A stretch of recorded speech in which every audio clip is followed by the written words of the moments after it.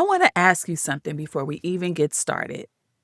Think about the last time that you were at one of your children's games, or maybe it was a recital, or even just a normal school event, or even just a dinner with your family.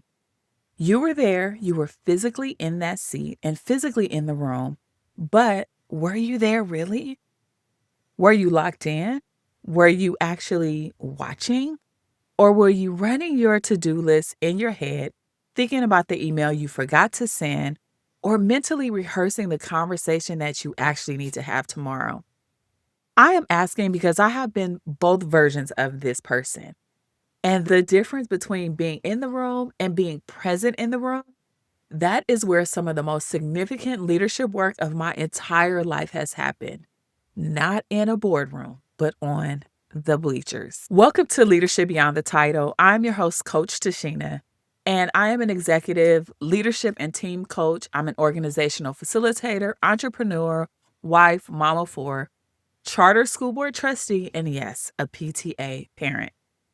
And I built this show for the leaders who know deep down that who they are is so much bigger than any position they have ever held or even any title that has ever been placed before their name. So this summer, I'm doing something a little different. We are going personal and we are going deep. And I am going to try to connect the dots for you between the life that you are living outside of work and the leader that you are becoming inside of it. Because me personally, I am a firm believer that leadership does not begin when you walk through an office door. It actually starts the moment that you open your eyes and decide who you're going to be today. So, this is episode 1 of my summer series, Leading Through Every Season of Life. And today we are starting right where leadership actually begins, and that is the bleachers. So, let's get into it. So, let me set the scene for you. I have 4 beautiful children. My oldest son, he just turned 21. He just finished junior college this year, and he is heading to a 4-year university in the fall. My daughter turned 18 at the end of last year, and she has just wrapped up her first year of college. And I have 2 younger sons, one who is 16, one who is 12. They both play basketball and football. One is going into the 11th grade, and the other is going into 7th grade. 4 kids and 4 completely different seasons happening at the exact same time under one roof. And when I look at the range of age between them, we go from 21 all the way down to 12. I do not just see my family. I see a timeline and I see what I have already been through. I see what I got right and what I got wrong. And I see what is still in front of me if I stay intentional about everything that is happening. The thing sometimes that's hard to say out loud is that my oldest 2 are already adults. They already have started to create a life of their own. Now, they're not gone from my life. They will always be my babies, and I talk to them all the time. But that specific season where I am sitting in the stands and I'm watching them figure out who they are, that season is, past my time now. It has ended, and it ended faster than I was actually ready for. Now, admittedly, I did not always show up for them the way that I wish I had. Not because I did not love them. I love my children more than I have words for, but because I was spending so much energy trying to prove myself in spaces, trying to grow a career, and these spaces were not always built for me or for the people who needed it the most. And so they were getting the version of me that was left over after everything else had been taken care of. And so this is what today is about. It's about what I learned from that, what the research says about why this happens to so many of us, especially women, and what it actually looks like to lead. How to lead fully, intentionally, and in every season of your life, and not just the professional one. So let me take you to a specific night. So my 16-year-old had a game. I had been in calls all day. I had a deliverable that was due the next morning. And I was filled capacity to the max when I walked into the gym. But I was there. I had my snacks. I had my little seat that I bring in all the time. I was technically present, but in seats. And I had my phone out. And I wasn't necessarily scrolling, not texting, but I was recording. I record his games. I have always recorded his games because I want to have that footage. And honestly, because I want to be able to watch the moments that I may miss in real time. And I was focused on getting the right shot and making sure the angle was right, making sure I was capturing it, and he made a move. A good one. And I had the phone pointed at him, but I was looking at the screen and not at him. So he looked up into the stands right after, the way he always does. And he was looking for my validation, for me to say, right on, you did it. And I was looking at the screen. Now, he didn't say anything about it. He never does. Kids rarely do. They just kind of, remember it for the next time. But I felt it. And so I put my phone down for the rest of the game. And I actually drove home that night sitting with a question I had not let myself ask myself in a very long time. And it was, how many times have I been physically present, but emotionally somewhere else? And me answering this question was uncomfortable for me because it was not just that night. It had been a pattern across all four of my children. Across the years, I had been a master of showing up while not actually being there. And by the time that I could see it clearly, my oldest two are already grown now, and that window has already closed for them. But here's the thing about windows. Some of them close and some of them are still open. So my 16-year-old has 2 more summers left, and my 12-year-old has 6, meaning that's the time that they'll turn 18 years old. And maybe 7 if I'm lucky and he drags his feet a little. And I made a decision that night when I was in the car driving home from the game that I was not going to spend those summers being in the seat. I was actually going to enjoy and live in the moment. And that decision has changed how I lead, not in a coaching room, not in a facilitation session, but on a bleacher at a Tuesday night basketball game. And I want to say something directly to whoever is listening right now. And if you're feeling this, this is resonate with you. You are not a bad parent because you have been distracted. We all have been distracted. There's so many things we're holding and juggling. We're trying to make sure no balls fall to the floor. And you are not failing, right? You're not failing your kids because you're trying to hold a career together and you're trying to build something and still be there. The systems that we operate in were designed to extract as much of time and focus and energy as possible. It's going to squeeze everything out of you. They were not designed to leave you with enough left over for the people at home. So what we're talking about today is not for you to feel guilty. It's about helping you make a decision. It is looking at what is still in front of you and choosing to show up for that in a different way. That's actually leadership. And that's exactly what leadership is going to require of you today, to make a decision intentionally. Now, I want to bring in some data because I want you to know I want you to know what you are navigating. And there's this tension between being present professionally and being present personally.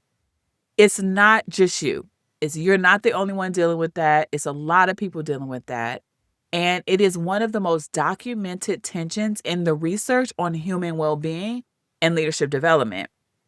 So let me start with something that surprised me even when I first read it. So Harvard researchers, they studied parental presence and its impact on children across emotional, academic, and relationship outcomes. And what they found was that it is not the quantity of time that predicts those outcomes.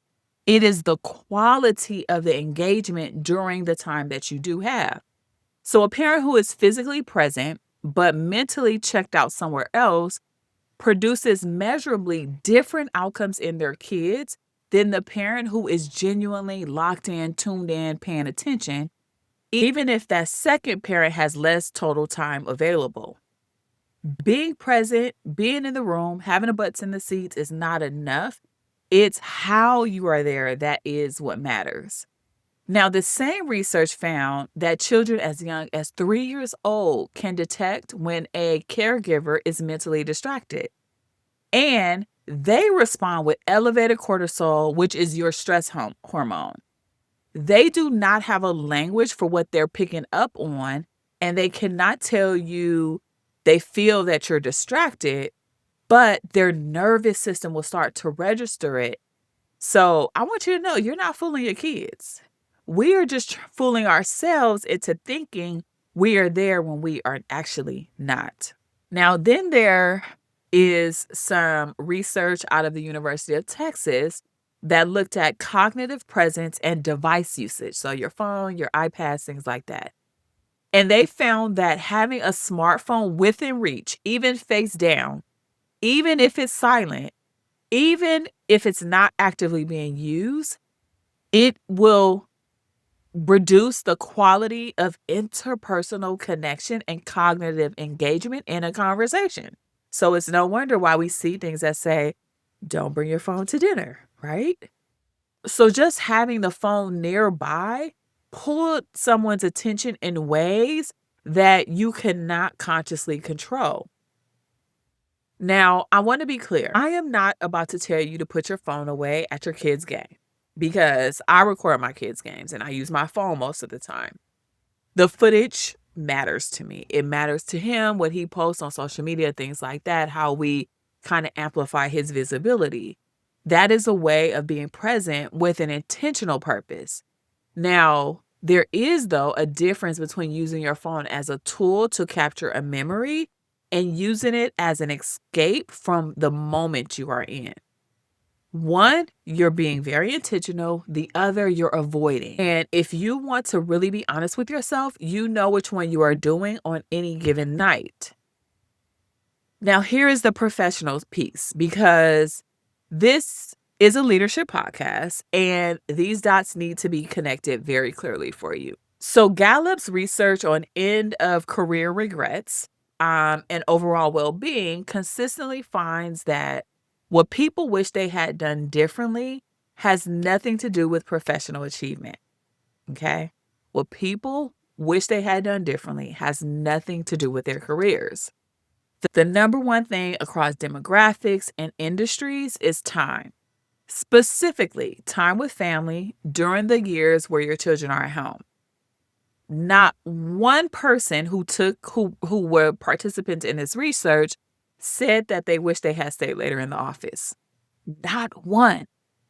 Not one mentioned that they wish they answered more emails or they got more work done or they cranked out more stuff.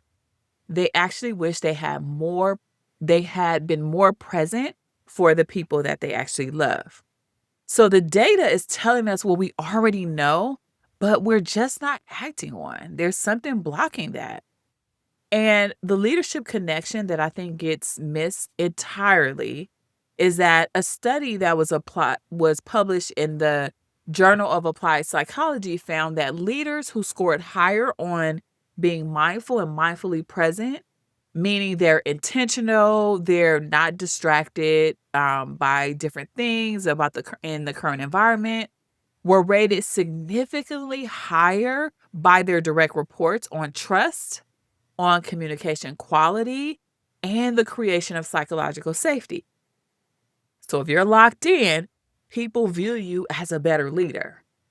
The same internal practice that makes you a better parent actually makes you a better leader, because being present is not about the context. It is about capacity, and you intentionally build it or you do not. And wherever you practice it is where you will have it. So if you're practicing at home or at work or with friends, whatever, wherever you practice makes perfect. Repetition is the father of learning. That is where it's going to grow. And that's where you build up more capacity to be present and mindful in those moments that matter. So what should you do with all this research and this data? Because I refuse to give a podcast or to make an episode that makes you feel something and then sends you back into the same patterns. So, here are 3 practices that have genuinely changed how I show up in every room and not just the professional ones, okay? The first one is the countdown, okay? Now, I want you to do what I did on the bleacher. I want you to count your summers. How many more summers till 18 do you have? And I want you to figure out how many you have left with each of your kids. Or maybe it's your parents, right? I lost my mom and give me more summers with her. I would have loved that, right? I actually lost her in the summer, 2 days after attending the 4th of July fair, right? I wish I had more summers. Who would have known I didn't have any more summers? But count those things. Count how many more summers you have. Because the people who are in your life that you are at risk of being present but not really there for, those are the people you need to be paying attention to. So write that number down, put it where you're going to see it, or memorize it, put it in your phone app, whatever, right? Now, I'm not trying to make you sad or make you feel guilty or shame. I'm trying to make you strategic. I have 2 summers left with my 16-year-old. I have 6 with my 12-year-old. That number is not a grief exercise. It's a compass. It's telling me exactly how many I have left and stop treating it like a renewable resource. Okay. I'm starting to say no to the things that pulls me away from spending that intentional time with them because I just want to make sure that I'm clear and that I'm making the right decisions that take into this factor that I only have so many summers left. So that's the first thing. Now, the second one is what I call the intention check. Okay, being intentional, checking my intentions. Before I walk into any space where someone needs me to be fully present, whether it's a game, a dinner, a school event, a tough conversation, I do something that takes about 2 minutes. I name out loud, even if it's just in my head sometimes, who I am walking in to be and what this person or this moment actually needs from me. Not what I need to get done after the fact, not what I'm worried about, but what is needed from me right in this moment in this specific room. And I'll tell you, as an introvert, it has helped me so much because I already have a mindset of this is how I'm going to show up, this is what I'm going to do. So I'm not both trying to be present and think and figure it out at the same time. I'm already planning, I'm already strategic, I already know what I'm going to do beforehand. There's some research on being intentionally and taking action intentionally and setting those intention. And it shows that this kind of brief mental preparation, it actually increases the follow through on a desired behavior by up to 40%. So all you got to do is take 2 minutes and it changes the quality of everything that comes after. Okay. So that's something you can do. Now, the third thing is to really be honest and take an audit, a real, true audit. So at the end of each week, I ask myself a question and I say, where was I present this week and where was I just in the room? I had but in the seat. And it's not to beat myself up, but it's to recalibrate. And it's because the weeks where I can honestly say I was present, whether it's the game, the dinner table, in the coaching session, in the hard conversation, those are the weeks where I feel most like myself and most like the leader that I'm actually trying to become. And I'm not as exhausted. It actually takes away from that exhaustion to just be present in the moment that I need to be in. Okay. Now, this audit is not about being perfect or having perfection because we're going to continue to grow and develop, but it is about noticing what the patterns are. And you cannot change your pattern if you are not willing to look at it. Hey, I want to pause here for a second because what we have been talking about today, the trade-offs, the seasons, the figuring out who you are and how you want to lead in all of it, that is literally the work that I do with my coaching clients every single week. So if you're listening to this and you're thinking, I do not just need the inspiration, I need someone to help me actually do this in my real life, That is the conversation I want to have with you. I work with leaders one-on-one to get clear on who they are, what they want, and how to build a career and a life that does not require them to sacrifice one thing for the other. We get into the real stuff, the boundaries, the visibility, the advocacy, the seasons of life that are asking for your attention right now. If that's you, book a call at the link that's in the show notes. The first call is just a conversation, just me and you talking honestly about where you are and where you want to go. Come see if this is a good fit. Okay, let's finish this out. So I want to close with something that I think is the real heart of this episode. We, as women of color, have been trained by organizations, by this hustle culture, by the systems that most of us have built our careers inside of, to measure leadership by our output, by what you produce and deliver and accomplish and achieve. And while those things matter, and I'm not dismissing them, I want to offer you a different definition of leadership. And it's one I have come to believe more than almost anything else that I have learned in all of my years doing this work. Leadership is the decisions to be fully present to the life that is actually happening, not just the life that you are planning and preparing for, and not the one that you are recovering from or the one that you are thinking about having someday. I'm talking about the life that you have right now. That is the whole thing. Because here is what I see with the leaders that I work with. And these are the ones that who are struggling the most with being present professionally, who cannot fully settle into a coaching conversation, who seem to be so distracted even when they are not trying to be, and who feel like they always have somewhere to be. Because here is what I keep seeing with the leaders that I work with. And these are the ones who I see struggling the most with being present professionally and who cannot fully settle into a coaching conversation and seem to be distracted even when they are not trying to be, or who feel like they are always have somewhere else. They are usually struggling to be present personally too.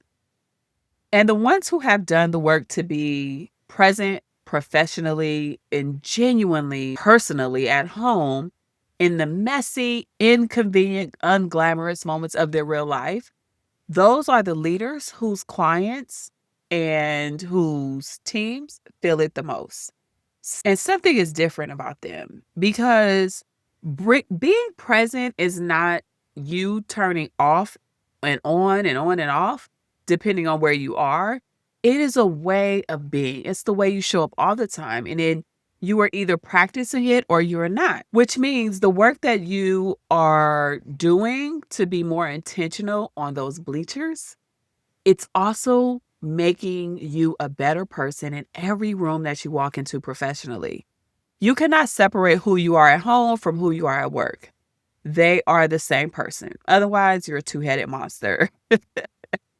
And when you start treating yourself or treating your personal life as a leadership practice and not something that competes with your ambitions, but as something that develops them, everything in your life will start to change. While my oldest two are grown, and I cannot go back and be more present in the years that I was only halfway there, that is something that I carry.